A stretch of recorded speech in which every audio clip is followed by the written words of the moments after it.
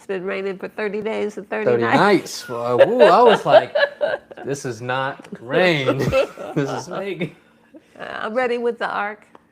Oh, one of each. It's Yes. like, really? Line up, everybody. Like, make it make sense. Yes. All right, well, welcome back, everybody, of the Sun live stream. And today we're talking about belief.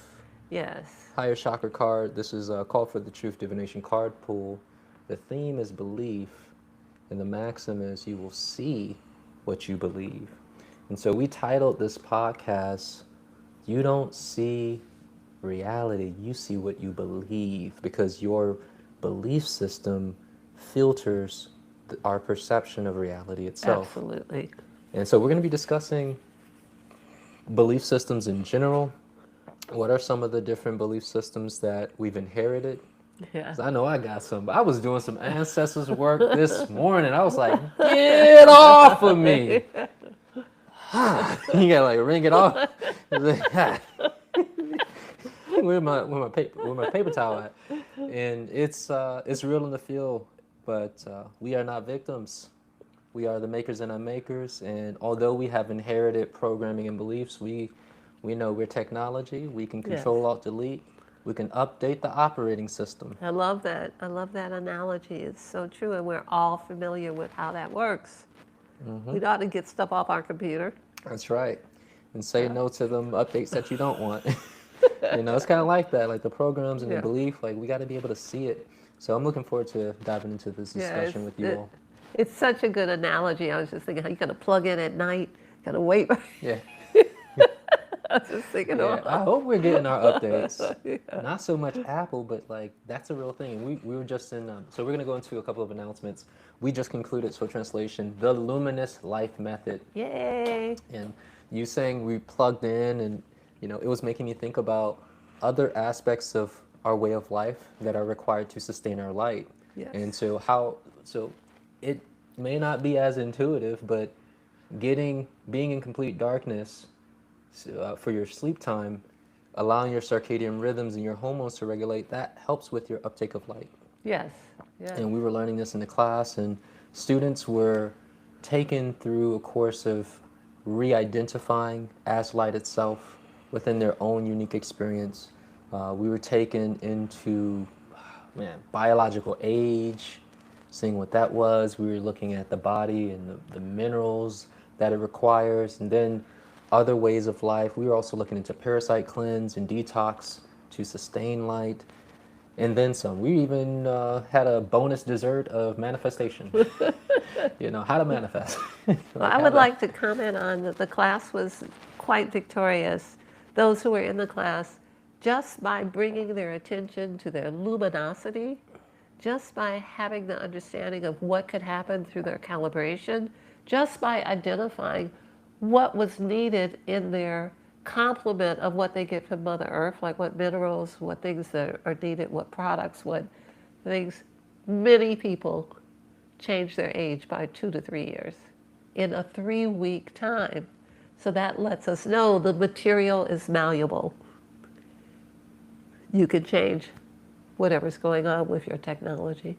That's right. So it was really glorious. Update that software, tweak that hardware. Yeah. So important. And so be on the lookout. It's my understanding that you'll be hosting this class again, or the part 2, because it's a continuation, essentially building a lifestyle around the pursuit of embodying light.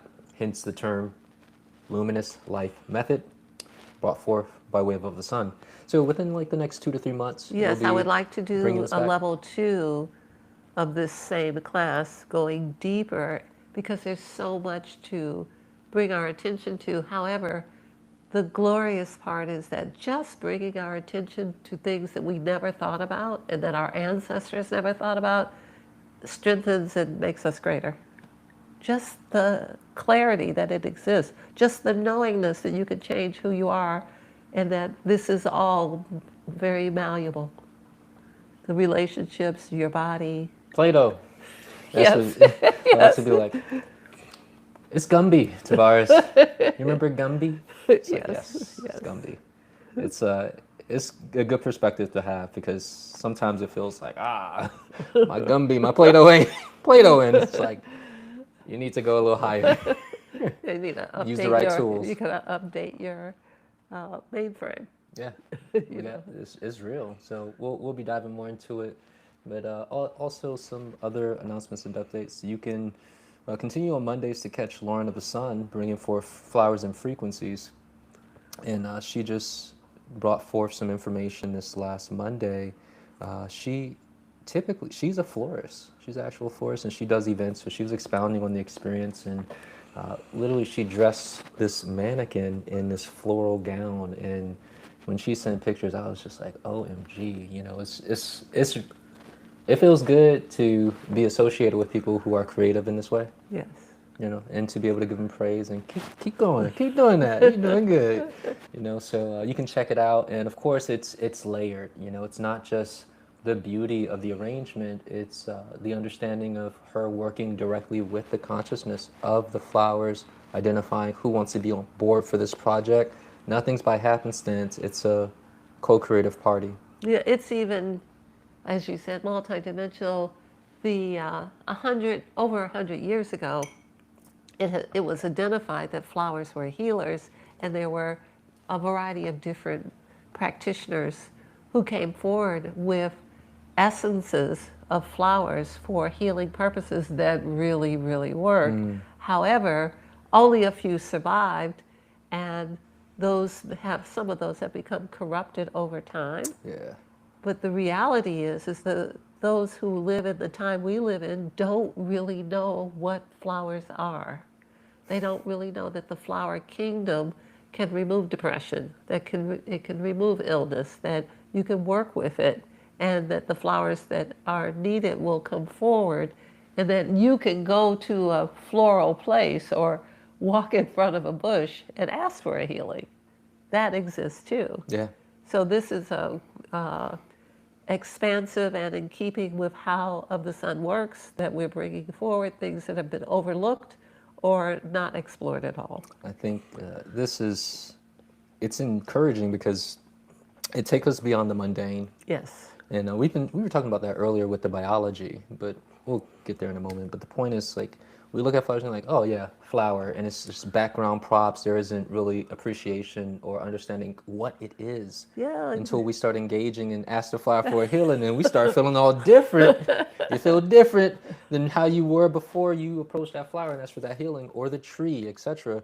And these are our allies. It just hits different when we engage with life in this way. It helps us understand everything is conscious, everything is another aspect of the one thing that we all are. There is only one idea, but it is individuated, and that it's best to meet the individuals. Yeah, right. Like, hey, how you doing? What's your name? How are you? Hi, nice to meet you. Make your rounds. It's like And corporate remember, party. remember that if you walk by a tree every day, it knows who you are, whether you may not know what's going on, but it knows what's going on. Look, I told you what's been happening ever since the recent experiences we've had with anchoring into one mind and the importance of anchoring into the earth, Yes. the intelligence, the network of the mother. And ever since that moment, when I walk outside, I feel them staring at me. It's like, and I stop, like, oh my gosh, hey. Like, seriously, I just gotta stop because the presence is so mass, and it's like, and you may have mentioned this in one of the last recordings, but when Mother Earth said, "You're inside of me," it hits different. Like, Yes. the feeling that you're not separate from the tree, you are the tree. We are the same. Let me explain that that's because that's not always understood. Yeah, it's a little deeper than shallow surface. So the wise and the indigenous and the shamans of this world have always referred to Mother Earth as walking on the back of the mother. That's true, but there is a greater truth. The greater truth is that your body is made of what Mother Earth is, and you live inside of it. So you are inside the Mother Earth. That's a whole different, you are like inside of her. It's different. In the same way that you are inside of your ancestors. There's so much, LaOta. First off, Yes. it's giving Russian doll vibes. Because it is so is that it's nestled, nestled, nestled. And as you were describing it or saying that, what the descriptive visuals that were coming up in my mind of just how powerful that shift in perspective is by default I'm taken care of. I'm already inside. Man, what's wrong with me? Well, I'm acting like I don't have what I need or I can't get what I need. That's the design. You're inside of It's the like- mother who's got you. You're inside of her. Tell you. Stop acting like you're scared. Like, Stop acting like somebody can mess with you. Stop behaving, giving your authority. You live inside the mother. Stop it. now I'm looking at that truth or that reality where it's like, oh man, imagine like you just don't want to touch none of the walls of the womb. You know, like you inside, it's like, I don't know what this is. And what is this umbilical cord? What is this strange thing? This life support thing? Like, you know, it's weird, but again, the shift in perspective, oh my gosh. Which, you know, this speaks directly to our Yes. conversation because the belief has changed, because the understanding has shifted, and so we're seeing things differently. Yes. It's powerful, you know. It's as I said, it is the wise and of the world and the indigenous who always spoke to us that we walk upon the back of the mother. However, I would submit for your consideration and your belief that as the facts change, you change too. So instead of like, no, I'm walking on the back of the mother, like when you get more information, you move into like, I'm inside of her and like, that's really cool. And I have gained from that deeper, more factual understanding. So you can change your mind when the facts change. Flexibility. So when you talk to someone in your family or your relationships and they say, well, you said 5 years ago, you say, you know, We was walking on the back of the mother, and now you're saying I'm in the mother? What's up with that? or you said you would do everything I said you're like, well, the facts have changed. Yes, So I'm free Yeah. to follow the facts into my next exploration Yeah. with you. So yeah. All right, so we're clearly having fun, you all. Go touch some grass, change your life. Talk to a flower or a tree. Yeah. But again, you can check out Lauren Mondays, 6 p.m. She actually did that one at 12 noon due to a shift in her schedule. But also, speaking of flowers, this beautiful bouquet is from Diane of the Sun in Lakesh Studio One. She brings flowers almost every week. They're And gorgeous. especially because it's springtime, so you know she gets her some, she brings us some, and it's always a wonderful gift. And so you can catch Diane every Wednesday, midday meditation at 12 noon. And so for those who are interested in light body movement, this is a little like unofficial adjunct of it, where she's bringing forth meditations that are exclusive to the light body. She guides you through different mudras and breathing exercises for activation. And so again, for anybody who's in light body or not in light body, it's something great and free that's available I'd on like the to live stream. speak on it a little bit. Yeah. I don't know if it's well known. I don't think so. But did you know that the mudras, which are finger movements, and we see professionals and Yeah, they be yes, we see a lot of people doing things, and maybe we understand, maybe we don't, but these are understandings of how the body works. But it works so much better than you might even think, even those who are harmonized with these ideas, because it activates the circuits in the brain. Yes. That there is more space devoted to your hands and fingers in the brain than there is to anything else. Yes. Because this is the extension of the brain. The brain wants to do something, this is what does it. So activating the brain activates the magnetism and the electricity to make a thing happen. So that's why people say don't point. Yeah, it's like a little magic wand. And all of these things. So the mudras are extremely valuable. It has been studied by the Indian culture and brought forward. However, it's available. We all have brains. We all have fingers. Yeah. It's available for us. It is a wonderful practice to be engaged with Diane in this because it's healing. Your hands can begin to light up after you've done this for a while. Once you start making the connections, you are making deep connections. So I just wanted to make sure everybody knows how valuable the service that she does us by Well, certainly. doing the mudras. Yeah, use that technology. Some of that tech is collecting dust over there. Dusty tech.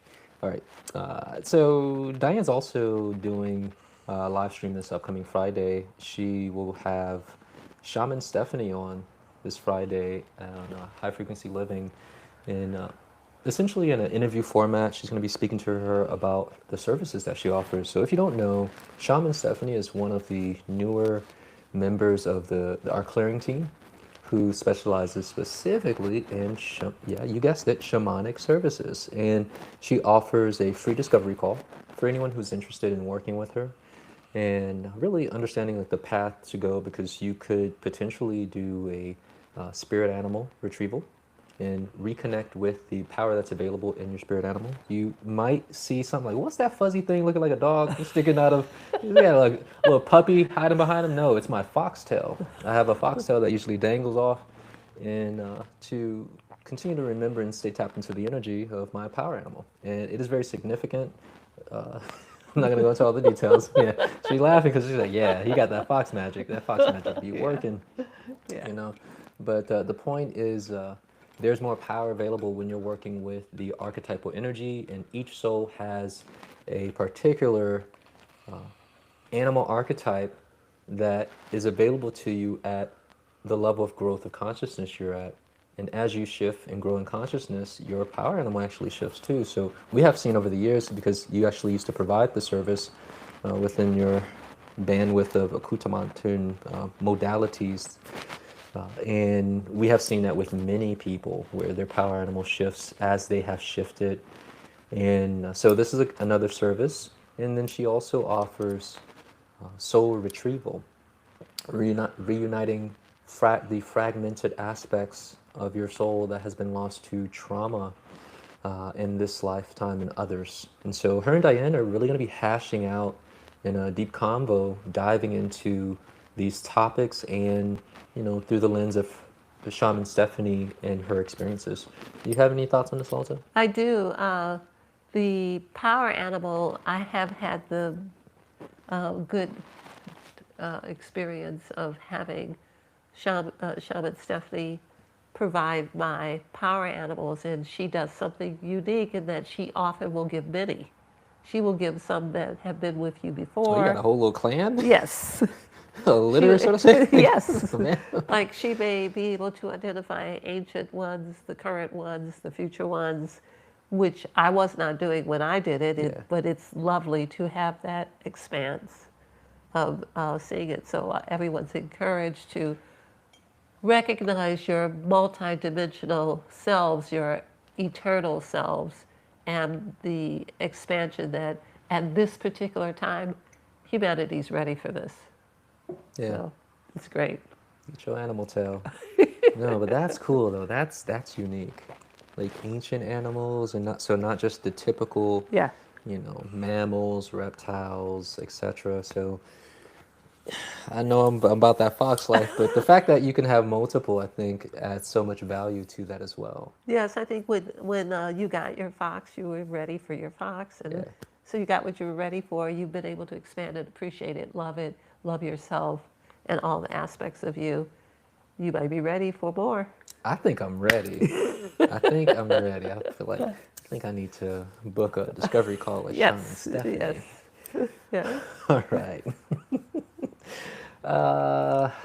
Okay, so we're going in for like 20 minutes, so let's dive into our topic. So we got a nice sized group here. Welcome everybody in Location Veritas. Honor, respect, and gratitude to you all. So today, we're talking about belief systems, and the card pull today was the theme belief. And the maxim is you will see what you believe. And then the book further states seeing is asking. And I'd like us to dive. I got a list of questions already, but I want to share from the jump, like what are some of the things that jump out to me, and then see where we go from there. Okay. And so one of the first things that comes to mind, and you and I, we discussed this earlier, but for the audience, I'm thinking about how it's dual, where you will see what you believe and you will believe the thing that you see. And so we see that in there, no pun intended, using see a lot. We're able to perceive and observe that within that idea. And then there's also the perception, the idea of perception. So even though this card pull was like ninth chakra and encouraging move up into the higher realms, but we just concluded with light body for the third eye chakra. And being in this space has shown or shed so much light, no pun intended, on just how many other interferences are distorting the perception. And the beliefs are one of them. And those beliefs could be lodged up in, for me, most notably, ancestry, root. So I was prompted, go back into the root. Start addressing what's influencing your perception from down here, the information within this realm of your consciousness associated with your body, your family, and all things in that idea. And so, as I mentioned, I was doing ancestors, putting in work, but it looks like there's so many different layers of distortion, and even from the outside world, marketing, advertising, that are attempting to overlay and install a belief system to influence our perception of what we're seeing, which limits what is even there. And hence why I titled this, we're not even seeing reality, we're seeing through the filter of a belief system. So like, would you like lay some foundation, like what is a belief system? You know, what is, like, what, how do we What is the BS? what is the BS, LaOta? The She coined this, by the way, like over a year ago. It's still dope to this day. Get that BS out of here. belief system. Control, Alt, delete that. Yeah. Yeah. What comes to mind initially is that we should know that even in the word belief is a non-absolute. So we're not talking about truth, we're talking about belief. We're not talking about faith, we're talking about the steps to get you to faith, where you begin at the lower level of belief, and then you move into faith, and then you get to, ultimately, you would want to get to truth. So we need to have that understanding. That's that an this, excellent space that to there's a start. distance between truth and belief. But the world we live in operates on belief. Do you believe in Jesus Christ? Yes. I'm sorry. Or to believe, or, you know, or do you Do you believe that's believe who in you aliens? are? Do you believe in... Yeah. It's like, Yeah, what do you mean by that? Do you believe this Coca-Cola is good for you? It's Yeah. on the food chart from the, you know, it's on the national food chart along with the cornflakes. So do you believe With this the is metal shavings in it. with the metal shavings in it? So all of this is this idea of putting forward something that you are to adhere to at varying levels and degree, and we use the word belief to identify adherence. Like, many of us have bias for and against things, and our bias in favor of something, like if we think that little children are innocent and should be protected, that's bias. When we see little children, we go to protect them, and something arises within us that supports that belief, which supports the fundamental nature of humanity to protect those who are younger, smaller. Those are things that layer, that's a truth layered in a belief. So those things happen. But then there's the things that we think that people from a certain country are a certain way. Like we think, and you know, I remember going to Europe and telling people I was from Chicago, and they would act like I had the machine gun. Yeah, like a mobster. Yes. because they saw that. Yeah, Al Capone style. See, so that was their belief. Yeah, And that was how they didn't speak English. That was how they transferred that belief to me. And I was like, yeah, what? You know? yeah. That's not mathing. Yes. So that's the belief in bias Yeah. that most of us have those kind of beliefs. And it is so when you use an example like that, it is extremely limiting. Yes. Like to overlay Al Capone, you're like, I don't got nothing to do with Al Capone. I've never I seen don't this know man. Al, I don't know Capone.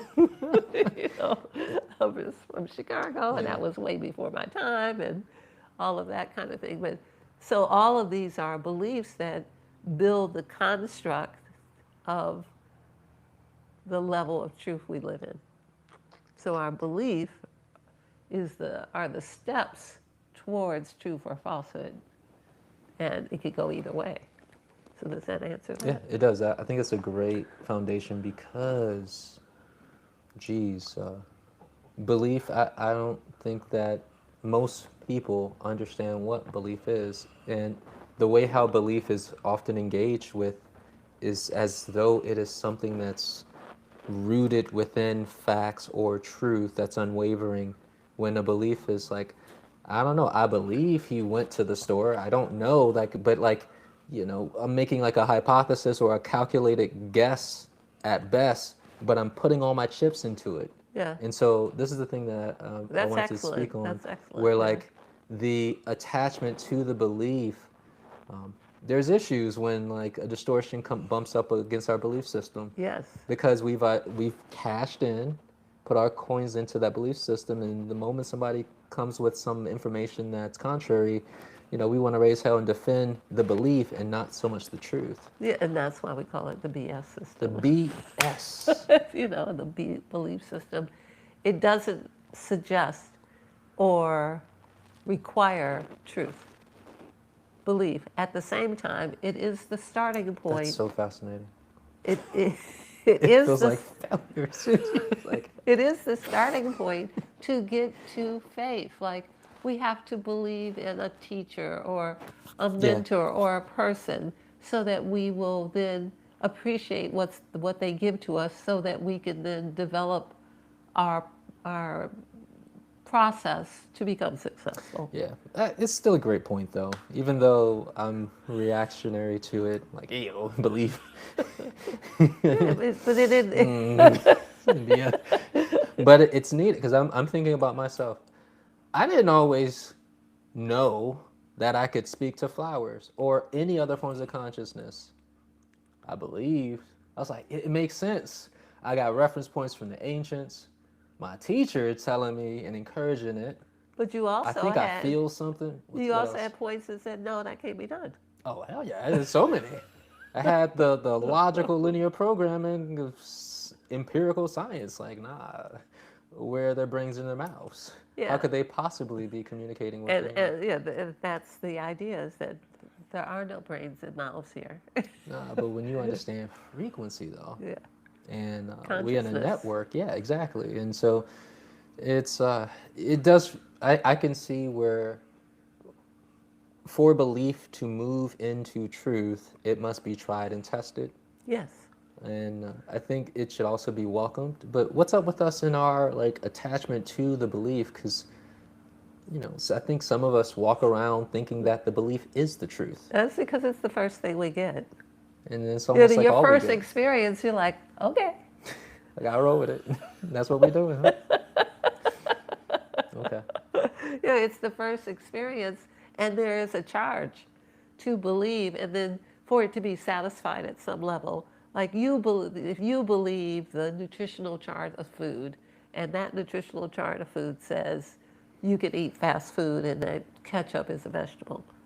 It's like, that feels like something I want. I want ketchup to be a vegetable. I want McDonald's to be my nutritional source of food. So there is this leaning into the thing that what's being presented to us to believe is the thing that is most enticing to us. So there's also this extra push. Yeah. We all know that green leafy vegetables are good for us, and we might believe it.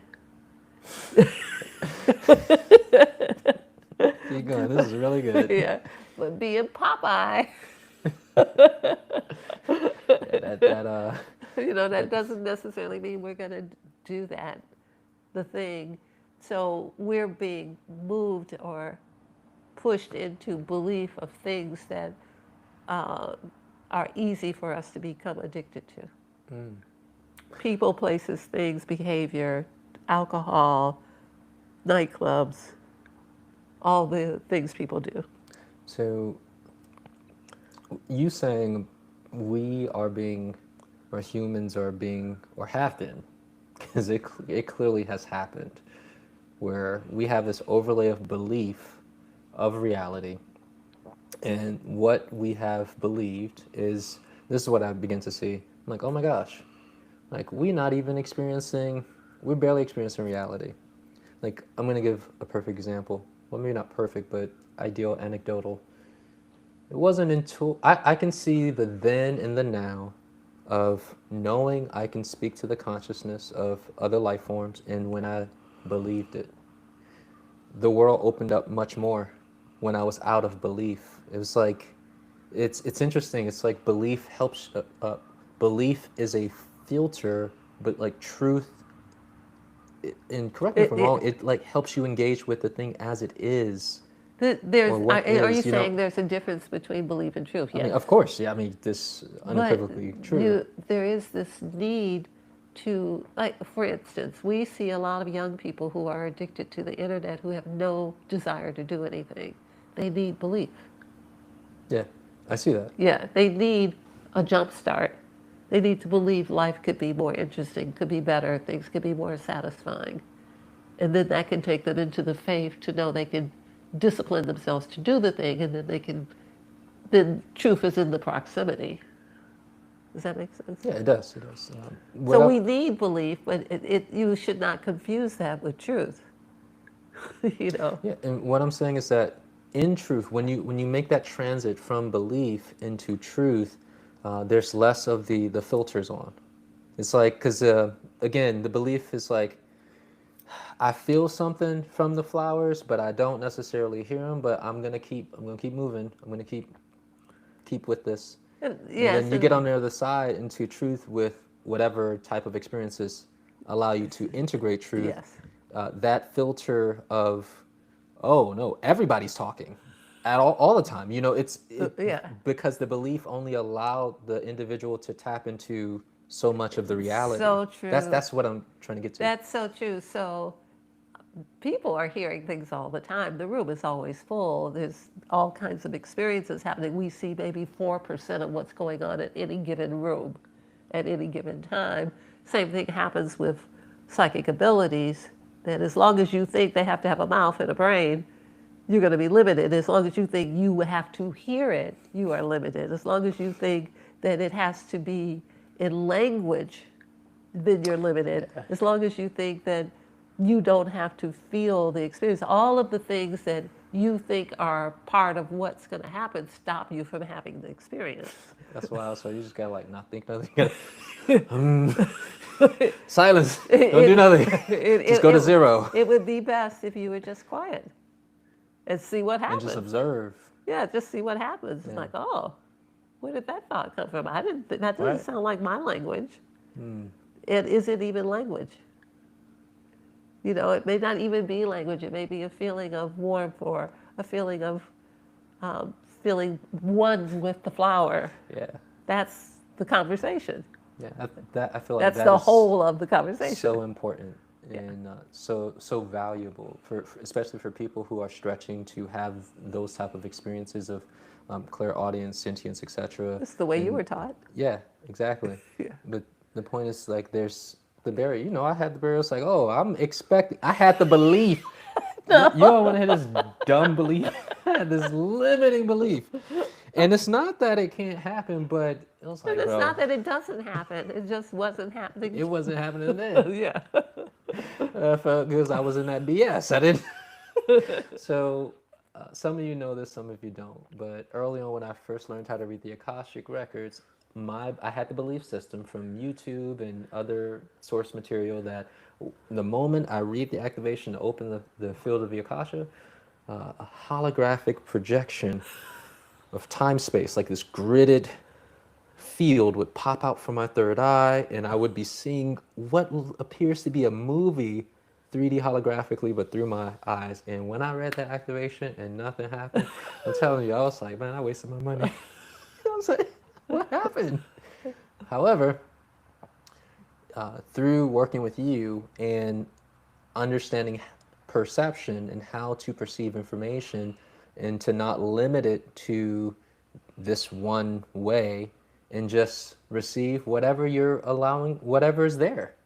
And when I opened myself, I was like, ooh, I feel stuff from this thing. Or when I asked this question, and then it was like, oh, I hear something through my feeling, through just observing, and then it cascaded into where I am today.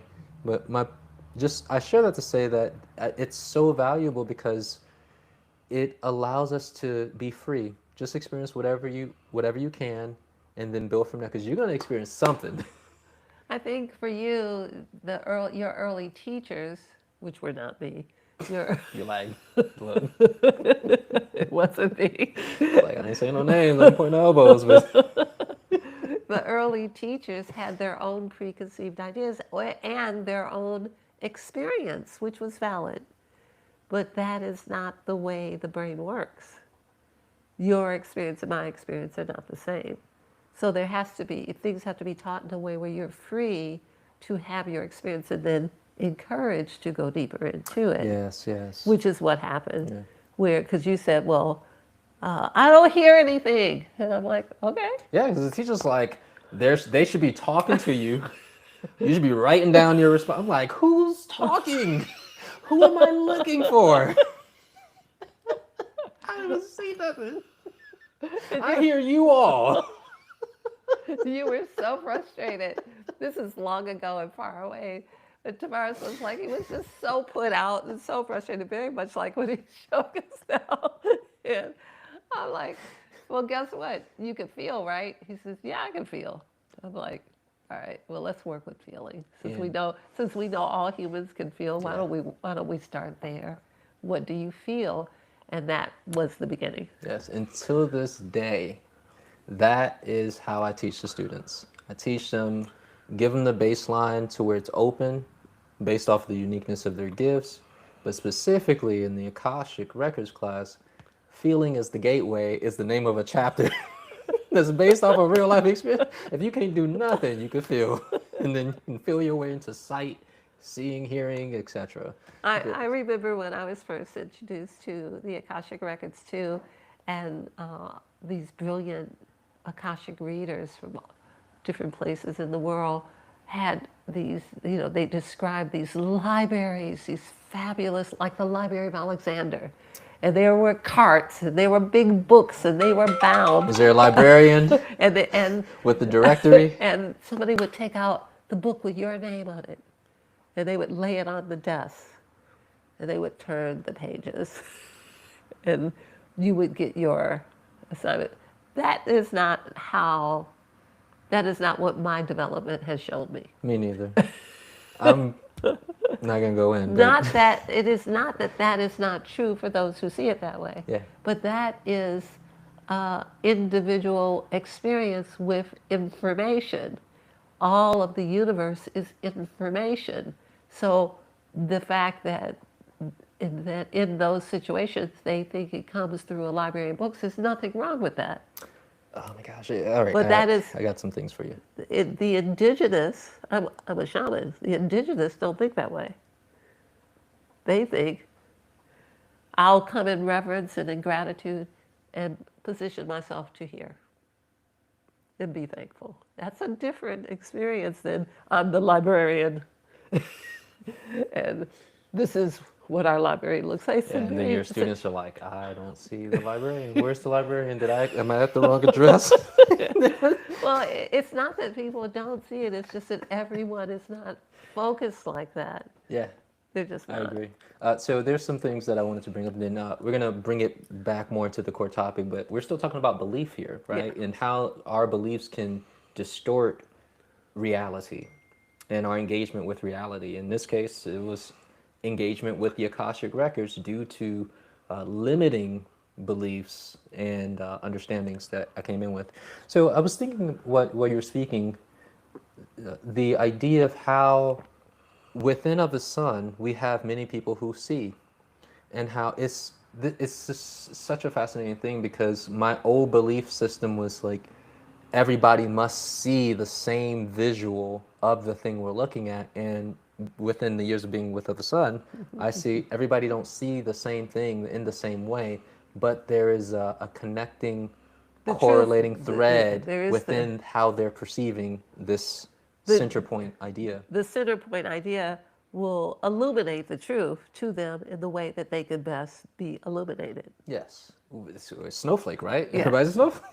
Yeah, And so yeah. there has to be some respect put on it, but I can see where a person who does not understand these functions could see that as, oh, like I'm wrong, or like I'm not getting what she's getting, or I'm not seeing how she's seeing or he's seeing, and then we start doubting ourselves because our belief is, why are we not all seeing the same? Why are they not seeing it how I'm seeing it in my mind? I have a good example. I was talking to a client who is actually psychic, and I'm in honor of that. And she was asking me about a house, and I shared, yeah, the house is good, and you can move in. And then she said, I see a key. I said, okay, Oh, what? key. Oh, key. Yeah, a Okay, key like to the door. That was the full extent of her information, but it had everything in it. But it was, says a lot. yeah, Like, you got the house, girl. yes. Like, So I validated it, but I didn't get it that way. yeah. I got, yeah, like the house is good. She got a picture of a key. So that's, all of it's valid. It's all valid. Yeah. So again, so I think it's just interesting because, again, the unique perception. By the way, before I go any further, I feel like where we're going is a little deep because we're speaking, which is cool. We're Yeah. speaking about the processes of practitioners and perception and the student-teacher relationships, which if you all are feeling this, please let us know. Those people who are in this chat are, They're like, keep going, yeah, Taurus, keep talking about it. they are these people. All right, never mind. Maybe Never the mind. whole world is not who will see this video, but the ones who are pacing and in the chat with us, they're there. And let us know, are you there? Is it all right? Do we need to slow down and go backwards a little bit? Yeah, cool. All right, so I'm gonna pivot a little bit, but again, I think this is great because the influence of perception happens here. So another area I'd like us to just briefly look at is, well, there's two. And the first one is dealing with the outside influence of like propaganda, etc., that has molded our belief.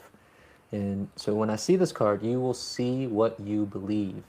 And there is so much that we are confronted with, or signals that are broadcasted, that has been trying to influence what we see. And this could be old movies that we've watched Yeah. about what will happen with all the robots and AI, or Yeah. I don't know, whatever, right? Zombie movies, you name it. Lifetime movies, domestic violence. But there's a signal broadcasted in what are your thoughts on this in terms of like offsetting it? How do we best think about this, especially recognizing more of what we are in terms of this organic technology that's receiving information, and we process it and then we broadcast it out and we end up seeing the thing that we've taken in. We have not been taught as those who are living in this generation, in this world at this time, to challenge and examine what comes into us.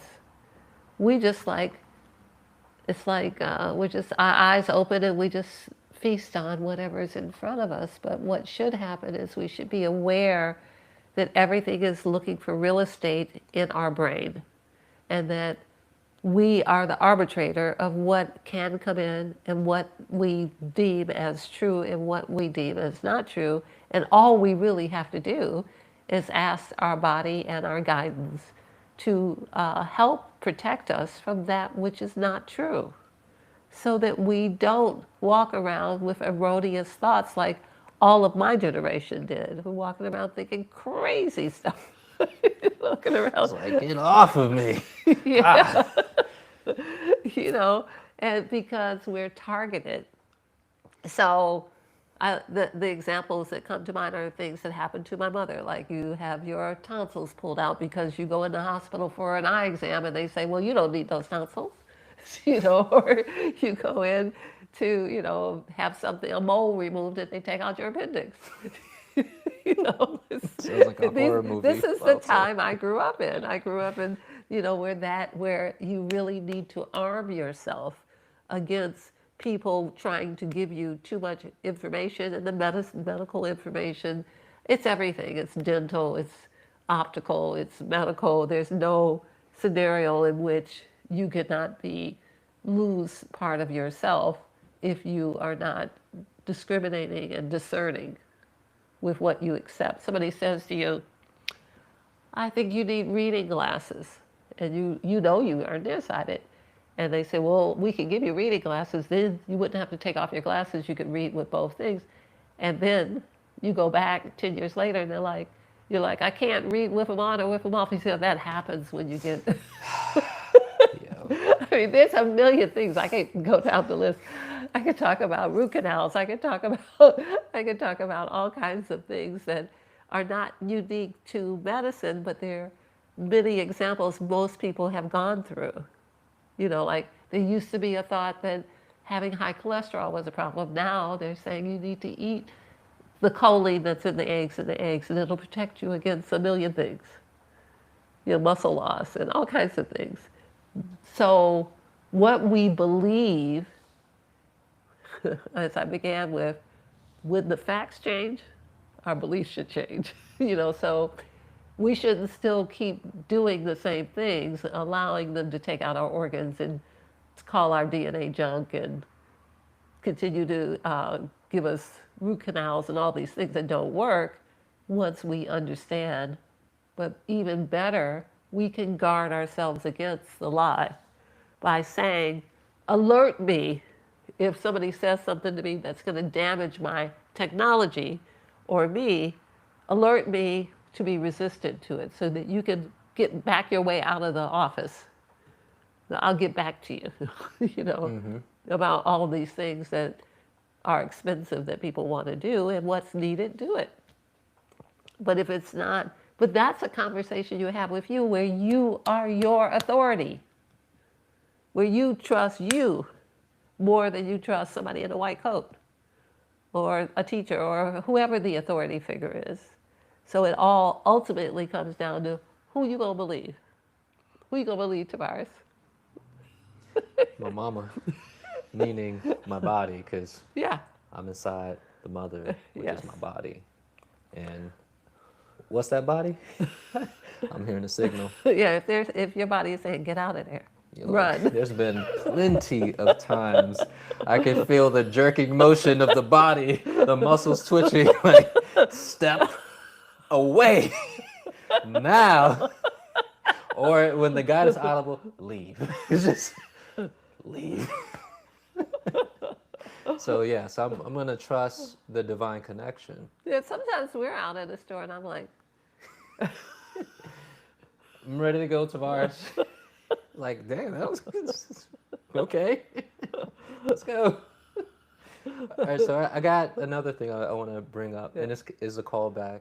It's funny, this conversation, I feel like, first off, it's so rich. I'm enjoying it, and the exploration of belief is so multifaceted. I want to go back to, you were speaking earlier, even though we were using the term you coined, BS, for belief system, there was something that you said that highlighted how belief has served us. yes, it does serve us. When people say, that's just placebo, I was like, no, that person's belief was so strong, and it popped up, and they didn't have like any anchored truth, in the sense of like what we were speaking of earlier, that would separate belief from truth, but it popped them into, it influenced their field in such a way where it reconfigured the reality. It is interesting that you should use the language you're using because now I have to address it. Yeah, yeah, let's have at it. I told you, it's like this convo could go on for some time. And the idea of you using the word placebo is the way healing is done by the indigenous, by the shamans, and then those who are wise on the planet. Before there were tablets and there was prescription medicine and the concentrated effort of institutionalizing that level of medicine, there was healing. Healing includes belief. It does. Oh, most certainly. I see know, it within It our includes the clients. belief system. So you give somebody a pill for their high blood pressure, they believe it works, and it works until they die. That's how that works. In an indigenous system, somebody has high blood pressure, and you heal them, and they believe it, and they don't need medicine, and they don't die. They are healed from the high blood pressure. There's a different way the belief works. Like you could take the medicine until you die. That's a level of belief. But you could be healed, and then you're healed. And then you exit when you're ready to exit. You don't exit as a response to that. So when they say, well, the placebo group only had 58% healed, I'm like, that's a win. You didn't give them nothing. You didn't give them nothing. You healed 58% of the people. Yeah. You know, so you gave the other ones medicine and you got 62%, so they win. Yeah, but then there's still this type of, it's like placebo is used in such a derogatory It is, way but it's just not the truth. in all the face of the evidence. It's not the truth that it works well for people who are in material reality, who are tied to that expression, to Yeah. have a material thing. It is valid, but it doesn't mean that placebo is the villain. It's not a villain. Yeah, because they be mad. Oh, that placebo. That's just your placebo. You damn right that's my placebo. Where would I be without my placebo? I need placebo to interface. That's it. That right there. Like, I'm trying to flip the frequency on this thing, you know? Yeah, so you said that, and I had to talk about that a moment, but you were saying something else. Do you remember Yes. what the question was? Hold on a second. Let me bring it back. So you're talking about, oh, yes, belief. Essentially, what I was saying, belief being something that's positive and powerful to shift reality. Oh, absolutely. You know? In placebo is one of the ways that we see the power of it. And in our infancy, in anything, every idea that we accept comes in varying levels of degrees, starting with the beginning of belief. Like, I believe that baseball team can win. They win 2 or 3 times. It's like, I have faith that they are capable of winning. Yeah. I don't know if I want to put that money on it. Yeah. But it's just not absolute. And in our culture, we use it as absolute. I believe that person is telling the truth. That don't mean they're telling the truth. Yeah. That's how, the politicians and the preachers all speak from their belief. And that's just not substantial enough for decisions that go beyond that person's experience. Yes, and that's part of the limitation, because it's like the belief is, well, It's in some not to cases it's not to it's based off disparage of what has been their experienced. belief. It's like a calibrating, calculating, and considering a hypothesizing with a dash of emotion, emotional attachment to this idea. But again, my whole point of bringing this little segment up is that belief is not necessarily inherently a bad thing, but I can see where belief can be weaponized against us, where we believe ourselves into a negative, or placebo ourselves into a negative experience, or into exaltation. What I see as, what I would offer as a solution is, do not put belief and truth together. They are not the same thing. I think we do that. Yeah, most certainly. I believe that's a good price for that. Have you researched it? Is that the Yo, truth? you see what has gone into producing this? Pennies on the dollar, my friend. Yeah. Do you believe that that is made out of plastic or out of silk? Like, so they are not the same thing. Yeah, that's a great point. They're different words because they are different things, you know. It's like it's elementary to ours. This is why we have more. Yes. No, I think this is worthy of discussing Yeah, I feel because you.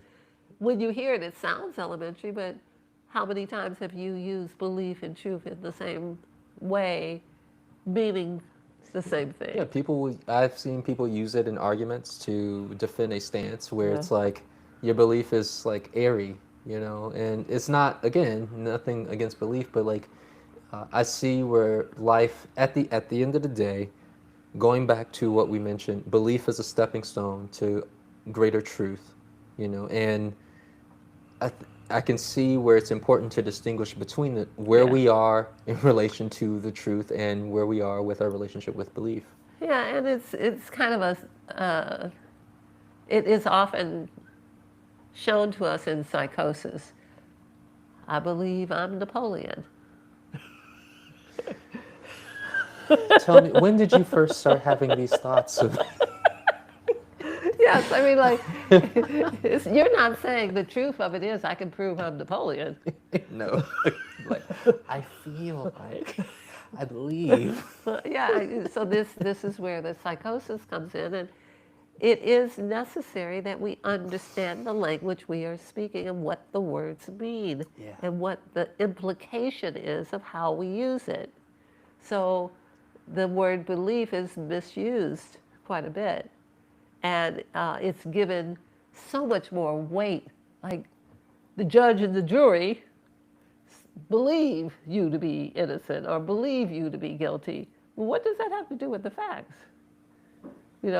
So that's really where I'm at with that. All right. So I got one more thing to wrap up this before we jump into. We're gonna go to a quick commercial break, and then we see there's a lot of activity in the chat, so we'll get to you all soon. And thank you for continuing to hang out with us in this conversation. The book says, "Seeing is asking." Yes. There's a question. There is. I see it. There most certainly is. I got you all on that cliffhanger. Want us to marinate on that. Seeing is asking. What does she mean by seeing is asking? So I'm want to throw a few things out there.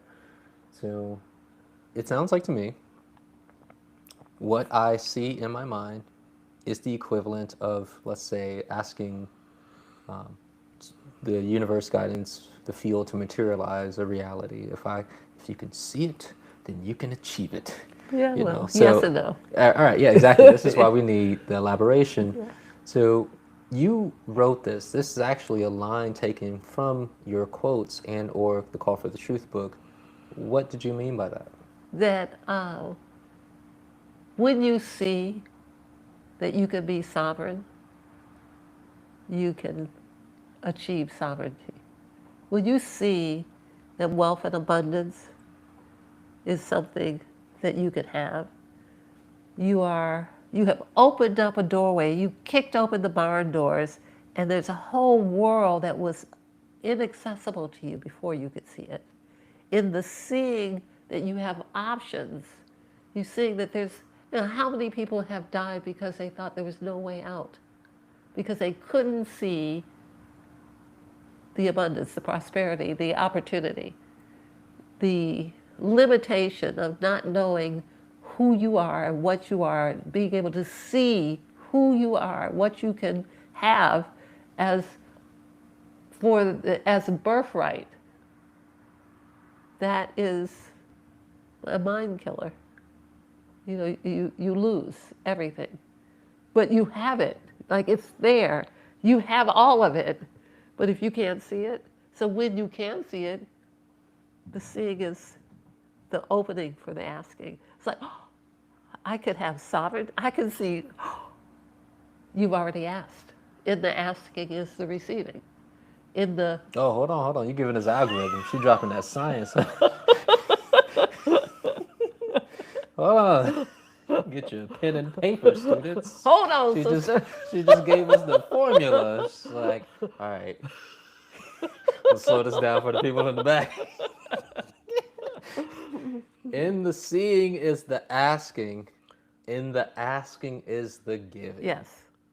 Put that on a shirt. Okay, Please, we should do please that. continue. Please continue, though. Please continue. It is in the word seeing is where the action takes place. You see somebody in your family, you see somebody on the street, you see somebody on social media who comes from where you come from. They have parents like you have. They are educated like you're educated, and you see they are doing something that you never perceived of before. And it illuminates you. In the light of the illumination, you see. In the light of the illumination, you now become one with that idea. So that's the asking. Like, yeah. Sight itself, the engagement Yes. with Is the concept, illumination. the energy. Like I'm breaking this down because it's like words, but like what even is sight? Like what's happening It's when the we illumination. mentally, it's like, oh, my engagement with this, I'm calling this in just through Just- my attention. Just through your, just the fact that you're like, you see what you have never seen before, but you've been looking at it all along. Did you see what you have never seen before? That's the asking. And in the asking, the universe, by law, must give you the coherent, this is the key, the coherent thought that is directed into the universe brings back a coherent response. If you are incoherent, if you are iffy, if you don't do it, if you don't hold it, if it's not clear, then you get back that. You get back that sloppy equation. But if you have the coherent, clear understanding and you can see, the seeing is the clarity. And then the universe, by law, must give it to you. The laws are never broken. You break sometime, but the law don't never break. Yeah. The thing is, we lawless. We don't be knowing them. Right?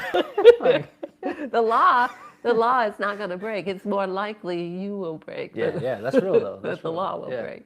So the law, and we can see the law everywhere. You want a house, you draw up a blueprint, it's coherent, it makes sense, it's mathematical.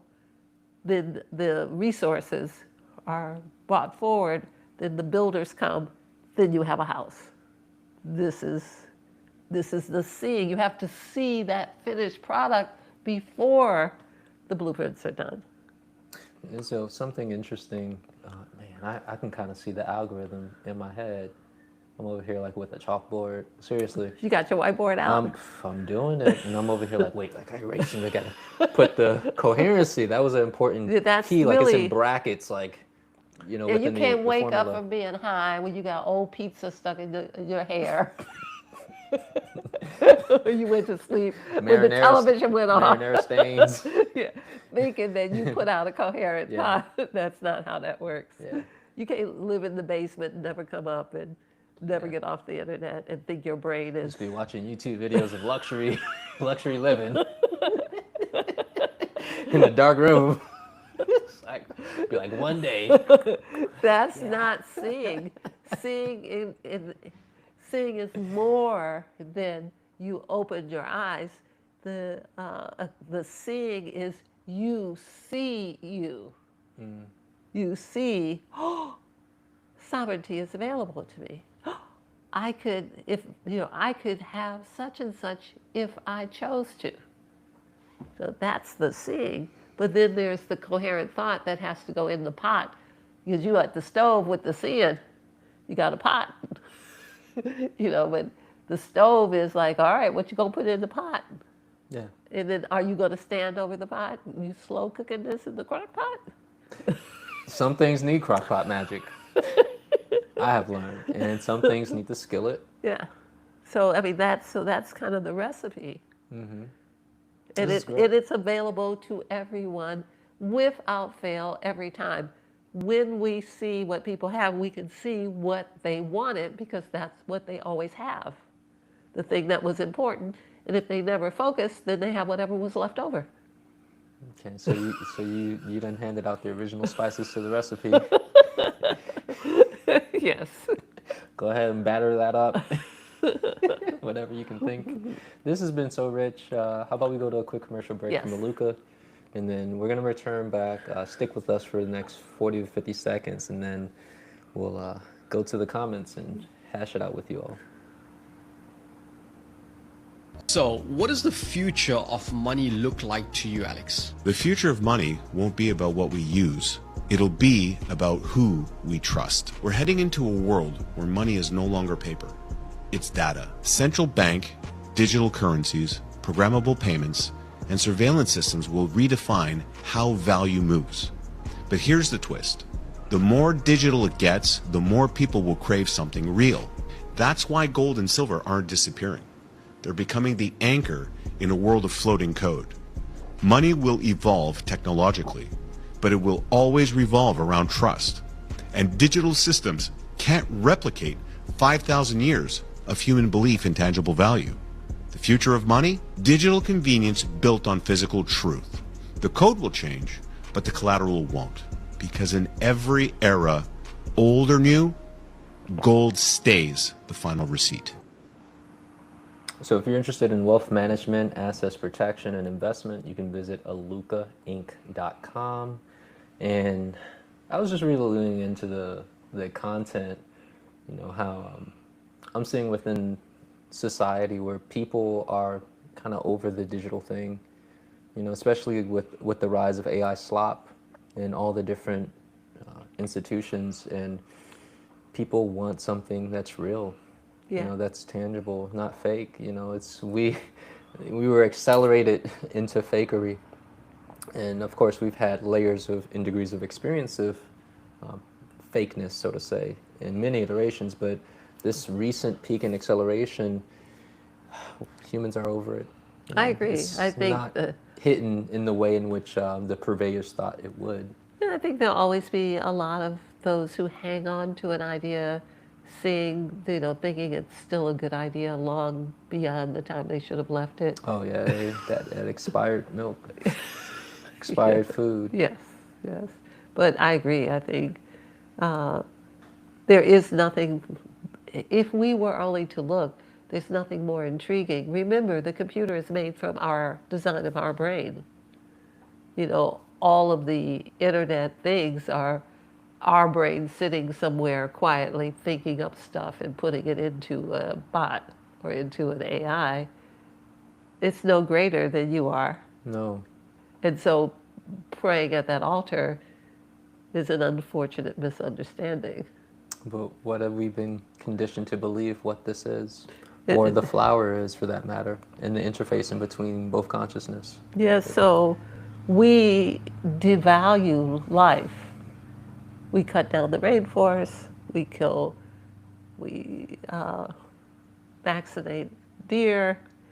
We have devalued life, including our own, in reverence to that which we have made. We're bowing to that. It's like you make a golden calf and then you pray to it. You made it. You made the calf. Talk about living in an insane asylum. Yeah, so you made AI, now you pray into AI, you think AI is your God and your Akashic. AI is the you at the level of intelligence that is just above you. Yeah. And people exist like that who are just above your level of intelligence, and they programmed it. It is not that it is not conscious.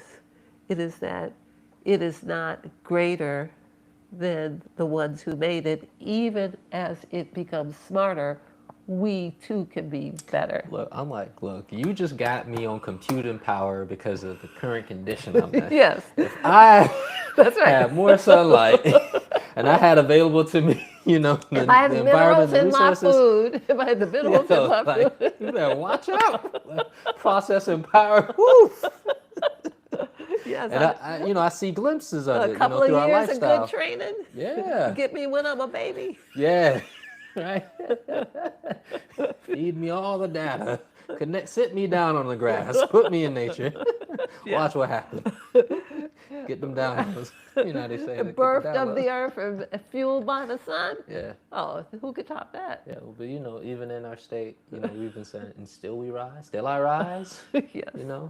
So I want to get back to the comments in the chat, Yes. because we've been here for a hot minute and want to be considerate of our time, because we've been stretching this thing for about like an hour and a half. I'd be like, one more question, LaOta.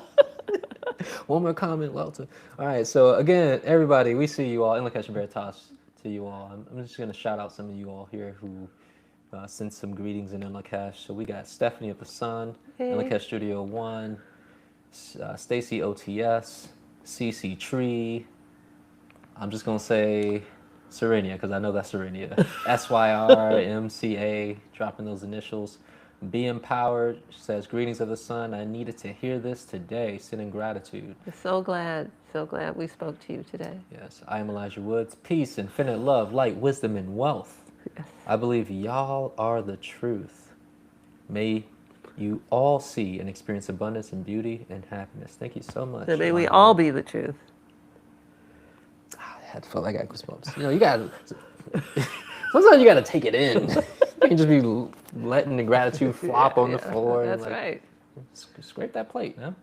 All right, Elizabeth in Lakesh Veritas. Delilah's in the house. Shaka Warrior, namaste, you two golden sunlit souls. Julianne says, listening to you while working in the garden. I know that's right. Yay. Green thumb, Julianne. Shaka Warrior says, so here's our real commentary now. We get into comments and questions. Shaka Warrior says, we must first recognize that our perception is not always pure truth, but it is often filtered through our conditioning, emotions, past experiences, wounds, fears, and personal beliefs. I'm like, hey, it's like... And the conditions that have conditions. Yeah, it's like condition. Yeah, absolutely. It's true. If we would like that not to be so, we have to get started with it. I think it's good because it builds perspective. The good news is that this reality and our bodies are malleable. And the blueprint can be returned to. We can return to the blueprint. Be like Gumby. Stacy OTS 17 says, so belief is the shaky first foundation, but the truth is the solidified foundation that allows space to build upon for sustainability and greater growth. It's not so much the belief is shaky. In some circumstances, it's just the beginning point. And in many circumstances, it is shaky. Yeah, exactly. Yes. I guess relative to Yeah, what the relative. belief is and where we're going. So Yeah. Makes sense. But it's the foundation, though. Yes, Certainly the absolutely. foundation. Yeah. Shaka Warrior came back around, says, this is a two-part comment. Much of what we believe we are seeing clearly may actually be shaped by the inner lens through which we interpret life. The journey toward truth, therefore, requires us to slow down, become reflective, and question our assumptions instead of reacting automatically from emotion or habit. That's so real. You ever been in an experience and like project some fear and then like you let it go and then move through it? It's like, damn, I was tripping. It wasn't whatever I thought it was. Like, the weight of belief tsunamiing into this. I spent decades like that. Like, you I like, spent decades in fear and misunderstanding until I got a handle on it. But I got a handle on it. yeah, but like I'm talking about like once you get the handle, you're like, dang, like this was not Yeah, what let me I thought it move was. away Like, from that spot. why was I doing that? Yes, often it's environment and ancestral. Because Go there. Because Please, the go there. mechanisms of the herders who herd us in this world have become emboldened because of our ancestors and created an environment for us to be corralled. That's the reality of it. And our DNA is like, don't rock the boat, don't sit up front, keep your head down, Look, don't say too much. You know that thing that I do where anytime you mention something and then I go do the thing, like take the capsule or eat the supplement or do the meditation activation, I'm like about to pull out an Ancestors 15 working rate and I'm like, damn, knucklehead Ancestors. Because it's so clear. It's so clear. Aspects of me have been in agreement with the status quo. And it's funny because people are like, those were my ancestors, you know. That wasn't me, you know. What that got to do with me? It's like, look, like it has everything to do with you. That's funny. Yeah, and it's wild because more and more, and I mentioned this to you earlier, and this is for you all.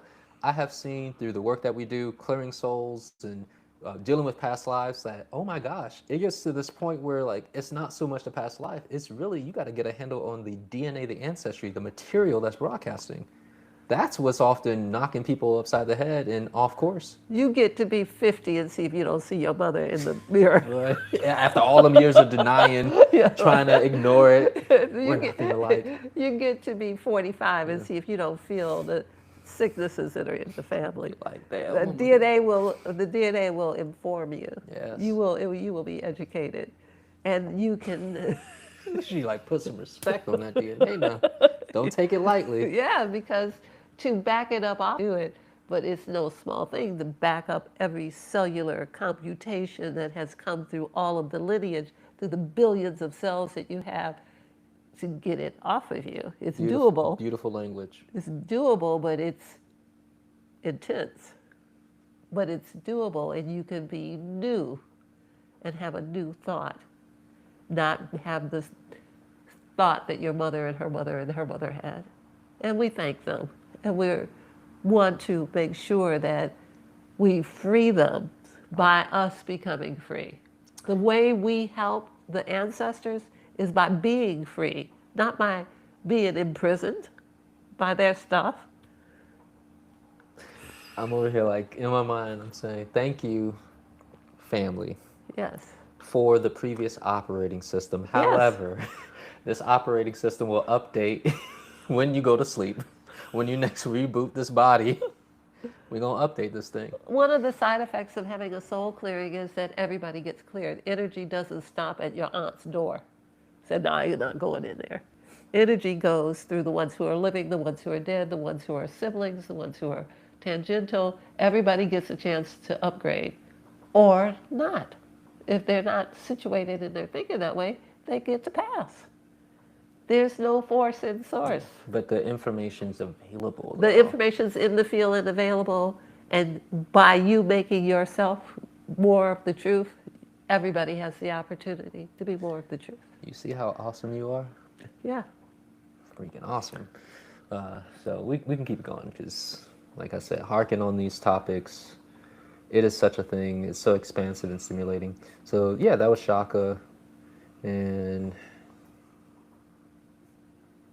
I think Julianne came back around. She says, everything speaks to us.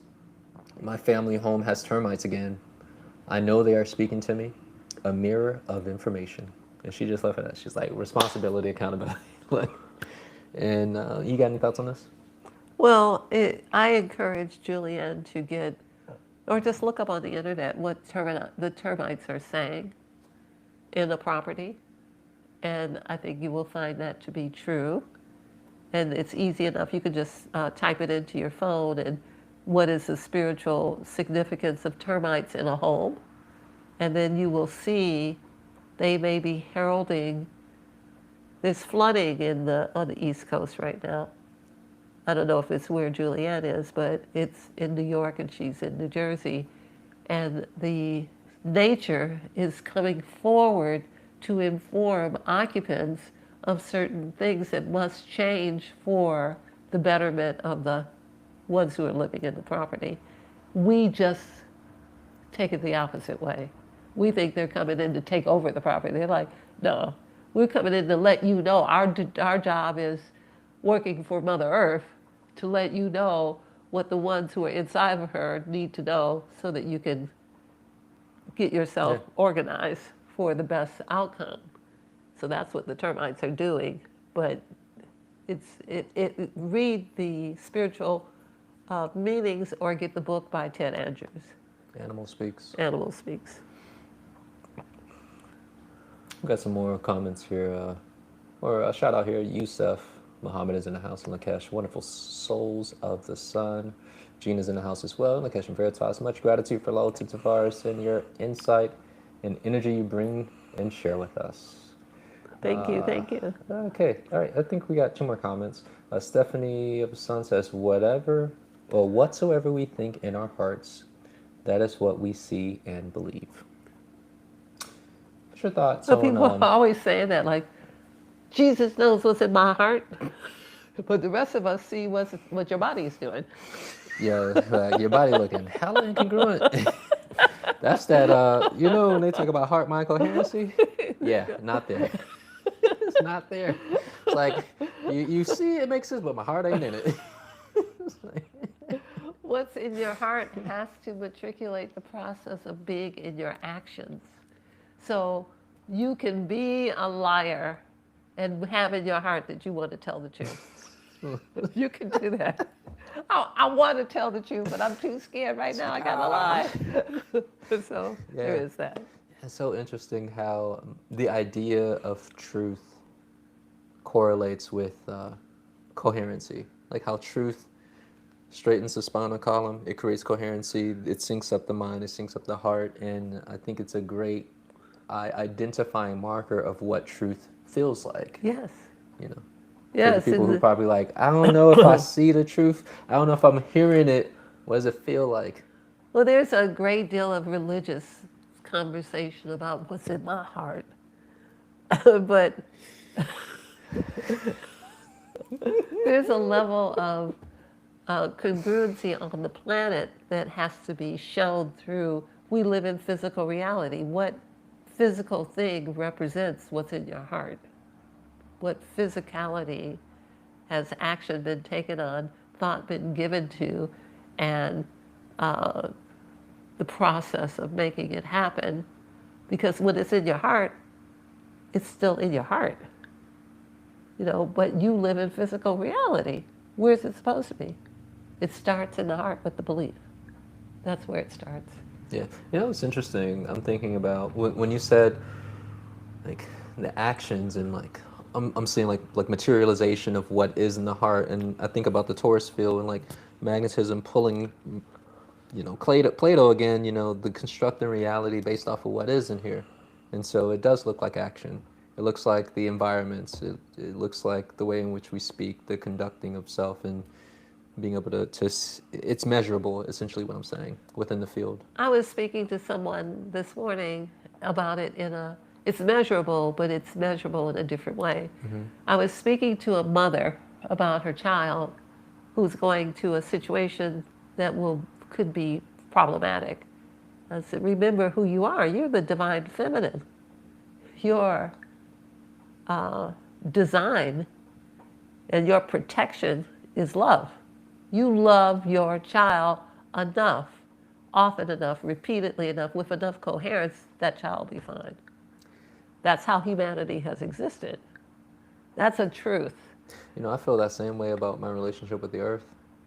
Walking around here for so long, dumb and blind, scared, and now I'm like, ooh, I want to spend some time, Mom. Like, let me connect, like, seriously. And, it's always there, but, like, that's that power of, like, the persistence of the love, of the broadcast. The divine feminine love is her protection. Her design is freedom, and her practice is devotion. I'm devoted to loving you through my freedom to do so. How does that feel? It feels amazing. It feels like I want to just rub up under that fetal, like, Mom, I miss you. And then for the masculine, it is similar. The idea that it is integrity. Integrity is that that spinal column. This is not an invertebrate. This has got a spinal column. Jellyfish. Like, no offense to the jellyfish. Stand up. This ain't no snake. Stand up. Integrity. Then have the discipline to put those corners in that bed when you make it up. That's right. know. Crispy edges. Yes. Be disciplined. Clean the corners. Take the garbage all the way out, you know. Get yourself out of the basement. You know, get off the internet. Discipline. All right. The last one is, I'll just leave it with, the last one is to take the action. So The feminine, these are three of the many, many millions of attributes of the feminine and three of the many, many attributes of the masculine, but they are significant. Integrity, discipline, and action. That's what we want to see in the masculine. We want to see love and freedom and devotion in the feminine because that's what we're made of, and it's a sliding scale. You may have parts of one and parts of another, and it's okay. It's two polarities of creation. That's right. Sometimes I'd be nurturing. That's right. Sometimes I'm like, look, Yeah. that's what I got to give right now. Yeah. And sometimes I'm like, LaOta, I've come to bring forth structure. Yes. And so that spinal column is needed, but yeah, I'm freedom. Don't be, Yeah, don't be yeah, trying hey. don't be trying to make me do that. It's like time and a place. And that's the thing. It's a dance. It's rhythm. It You got to really know is. when to ebb and flow, when life requires the polarities to arise within When us. the masculine thinks that the feminine is supposed to be here, I'm like, no, buddy. No, bro, it's not like that. Nope, I'm loosey goosey today, boy. Try to contain this if you think you can. You're gonna have a hard time. You tuck in the sheets.